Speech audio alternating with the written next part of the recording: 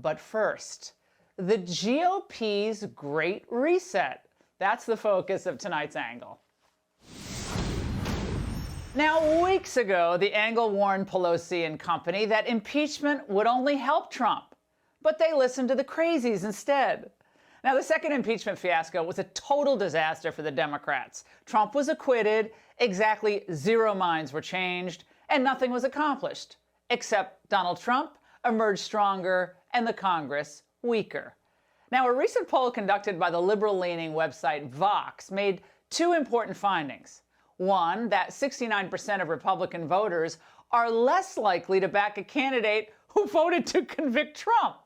And number 2, 70% of likely GOP voters say they want to see Trump run again in 2024. Now, the Democrats are going to have to try to govern at this point, right? With impeachment behind them, which they've proven themselves to be supremely bad at doing. Now, after all, if they could govern, Americans wouldn't be fleeing places like New York and California. The Democrats have relied on both Trump's presence and virus panic as shields to cover their ongoing destruction to our economy, our borders, and our foreign policy. But after only 1 month in office, can you believe it's only been a month? The veil or face mask is off, and more Americans are seeing exactly who the Democrats are and what they intend to do to America. Now, this development presents a clear opening for the GOP. 10 years after the Tea Party movement reared up against the Democrats and the old GOP establishment, a populist America First movement is now the undeniable core of the Republican Party. So no matter how often Jeff Flake or the sleazy Lincoln Project grifters appear on MSNBC, we ain't never going back to the Bush-Cheney style of republicanism. No more support for open borders, no more blank checks for endless wars, no more putting China and multinational corporations first. Never again. That version of the GOP is finished. With much of the old establishment on the sidelines, though, the GOP is free now to represent its voters. That's a new concept.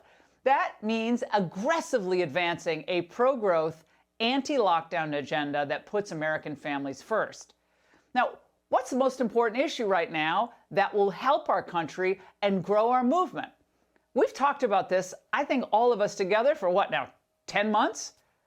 Opening schools. The Democrats' stance on reopening schools is anti-science, and it's just plain evil at this point. It once and for all proves that liberals don't give a rip about children who don't have the opportunity to attend private academies. No, they don't. And if you ever doubted that Democrats are just puppets of the teachers' unions, well, you didn't trust this show. You should have. But now, you know the ugly truth. My team will work to see that a majority of our schools can be open by the end of my first 100 days.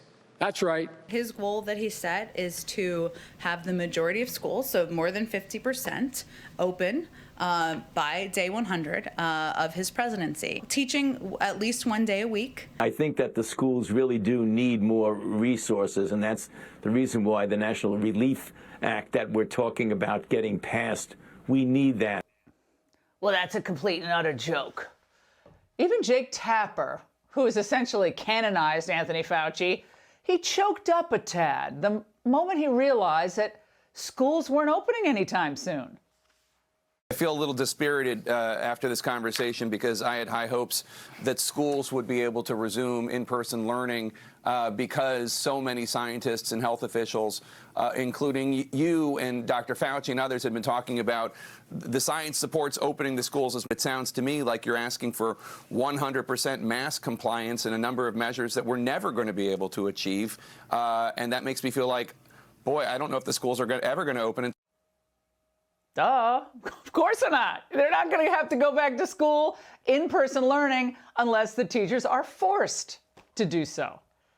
Now, they could buy every teacher a full spacesuit and vaccinate them and install hundreds of billions of dollars of new HVAC systems in schools. And Fauci and Biden would just move on to squawking about another virus mutation's coming. Do you really think that the GOP is going to lose ground to a party that wants to keep kids stuck at home forever? Come on, man. States like Michigan, Illinois, New York, and Connecticut tolerate the bleed of businesses from their already high-tax, pro-shutdown states. And who in his or her right mind would condone today's COVID deaths blame-shifting performance from Andrew Cuomo? Is there anything that you personally apologize for in this whole process? Apologize? Look, I have said repeatedly, we made a mistake in creating the void.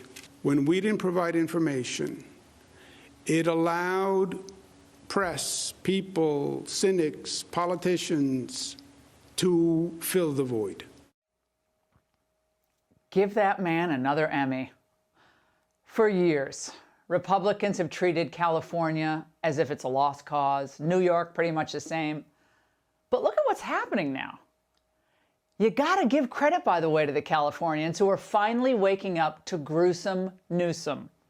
The effort to recall one of the nation's worst governors has gotten the requisite 1.5 million signatures. I think this was the first show to really discuss the fact that it could very likely happen. Although, by the way, I bet the Democrat Party will object to those certifications. Now, meanwhile, our policies, the America First policies, they continue to work for the average American. Red states like Florida, Texas, South Dakota, and Tennessee, they're thriving.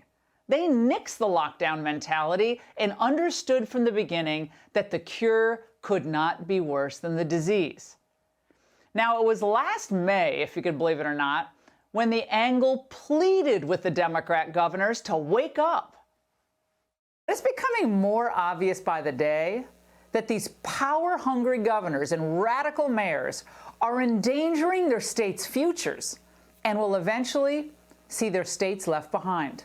This has been the pattern of blue state governors and radical mayors during COVID-19. They simply don't trust their own citizens, and at times, they seem to relish punishing them. But they wouldn't listen, and they're not going to listen.